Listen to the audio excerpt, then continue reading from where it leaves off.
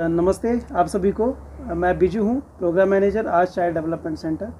आज हमारे साथ हैं हमारे बड़े भाई सुमित ठाकुर जी। नमस्कार जी। और इनसे हम कुछ बातचीत करेंगे कि as a wheelchair user ये क्या फील करते हैं, और क्योंकि ये मनाली डेस्टिनेशन में है और साथ ही साथ इनका एक बहुत हिस्ट्री भी काफ़ी एक्सट्रीम लेवल पे है, और जिस लेवल पे ये काम करते हैं, जिस लेवल का इनका एक बैंड भी है, तो बहुत सी बातें ऐसी है जो इनसे हमने जाननी है।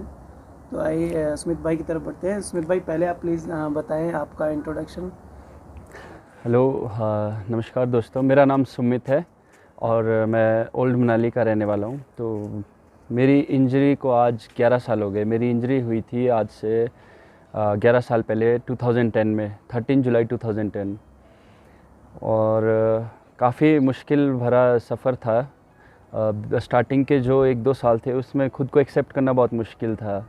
वो डिप्रेशन वाला टाइम था एक, कि आप मतलब आप चलते हो और आपको एकदम अगले दिन उठते हो पता लगता है कि आपने पैर खो दिए, अपने आप मतलब वो खो चुके हो। तो वो चीज़ एक्सेप्ट करनी बहुत मुश्किल थी स्टार्टिंग के 1-2 साल में। और मतलब जब स्पाइनल कॉर्ड इंजरी होती है तो वो सिर्फ एक इंडिविजुअल को नहीं होती है, वो पूरी फैमिली को हो जाती है। पूरी फैमिली टूट जाती है उस टाइम पे। फिर आप घर पे वही सब देखते हो, प्रॉब्लम्स ये वो, तो और ज़्यादा मुश्किल हो जाता है उस टाइम पे कि आप अपने आप को बूस्ट कैसे करें।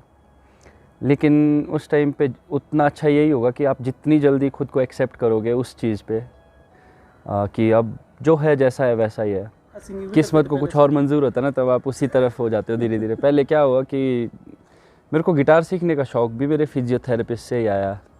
जब मैं फिजियो के लिए जाता था यहाँ मिशन हॉस्पिटल में ना, एक सनी प्रकाश करके थे एक भाई अपने। जो उन्होंने ऐसे ही पूछा फ्री टाइम में क्या करता है, बोला। मैंने कहा कुछ भी नहीं, उस टाइम नई नई इंजरी हुई थी, तो मैंने कहा कुछ नहीं, ऐसे बैठा रहता हूँ सो के, एक्सरसाइज वगैरह करता हूँ। तो बोला पढ़ने का शौक़ है। मैंने कहा ऐसे इतना नहीं, थोड़ा बहुत पढ़ लेता हूँ, कभी कभी हुआ मन तो पढ़ लेता हूँ। तो बोला कि और क्या करता है। मैंने कहा वीडियो गेम दी है, मेरे दोस्तों ने गिफ्ट की थी उस टाइम पे ना, सबने प्ले स्टेशन, सबने पैसे इकट्ठा करके। हाँ, मैंने कहा कभी कभी वो खेल लेता हूँ। तो बोला एक काम कर, बोला फ्री तो है, तो बोला गिटार सीख ले। तो मेरे को पहले शौक़ तो बिल्कुल भी नहीं था म्यूज़िक की तरफ, पर जब उन्होंने एक बार बोला तो एक ही बार में मेरे को लगा कि हाँ चलो ठीक है, सीखते हैं, करते हैं स्टार्ट। फिर वहाँ से मैंने, एक मेरा कज़न है तनुज, उससे गिटार मंगवाया, तो वो मेरे पास अभी भी पड़ा है, उसने मेरे को ही गिफ्ट कर दिया था वो।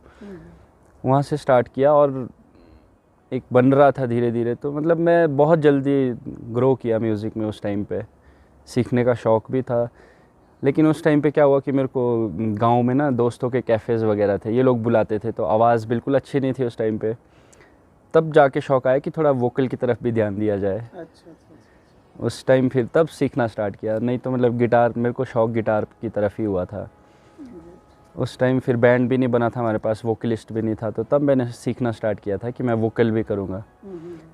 लेकिन बाद में हमारा बैंड बन गया, तो हमारे पास अब अच्छा वोकलिस्ट भी है, हम मतलब सबकी एक पोजीशन है।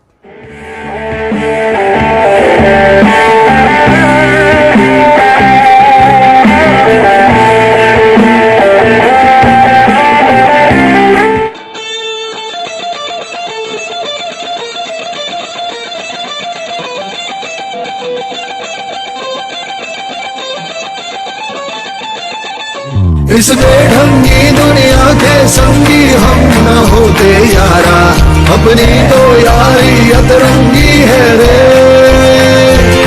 कर बेरंगी शामें हुड़दंगी मस्त मरंगी। इंजरी के बाद एक मोटिवेशन से टूट गई थी कि पढ़ाई वगैरह अब नहीं करनी है। लेकिन फैमिली और फ्रेंड सपोर्ट की वजह से मेरे को बूस्ट करते रहे कि नहीं, अब करना है तो करना है, बस पढ़ाई भी करनी है। इस तरह +2 में मेरी पढ़ाई छूट गई थी, जो फिर मैंने इंजरी के बाद +2 के एग्ज़ाम भी ओपन से किया था। होप तो चलो कभी हारनी नहीं चाहिए, होप तो हमेशा रहनी चाहिए। उसके बाद फिर 2 साल लगे थे मेरे को। 2 साल बाद मेरी लाइफ में एक तो म्यूज़िक भी आ गया था, गिटार सीखना स्टार्ट किया था, तो वो एक पिलर की तरह था मेरी लाइफ में, मेरे को एक मतलब स्टैंड करने के लिए। तो मेरा मतलब बहुत अच्छा रहा कि मेरे फैमिली सपोर्ट भी बहुत अच्छी रही और दोस्तों की सपोर्ट भी बहुत अच्छी रही, जिनकी वजह से आज मैं मतलब बाहर निकल पाया हूँ, कर पा रहा हूँ। स्टार्टिंग में क्योंकि लाइफ बिल्कुल चेंज हो जाती है आपकी, इंजरी के बाद आपको एक तो हेसिटेशन होता है बाहर निकलने में, शर्म आती है कि कैसे हम लोगों के बीच में, मतलब वो नई बिल्कुल न्यू लाइफ हो गई आपके लिए। बहुत मुश्किल होता है एक्सेप्ट करना खुद को नॉर्मल लोगों के बीच में।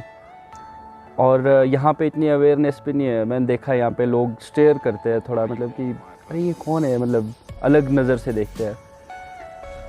तो उन चीज़ों पे अवेयरनेस बहुत ज़रूरी है। और मनाली जैसी जगह में तो बाहर निकलना भी मुश्किल है घर से, तो अगर यहाँ पे हम लोग निकल रहे कर रहे हैं तो फिर वो बहुत बड़ी बात है। और सुमित भाई, आपने अभी बताया कि आपकी जब लाइफ चल रही थी, जब आप एक्सेप्ट करने में लगे, तो उस बीच आपकी लाइफ में म्यूज़िक करके एक प्लेटफॉर्म आया। तो म्यूज़िक के बारे में भी आप थोड़ा बताएं कि म्यूज़िक का आपने किस लेवल पे उस पर अपना काम किया और अपने आप को बिज़ी किया।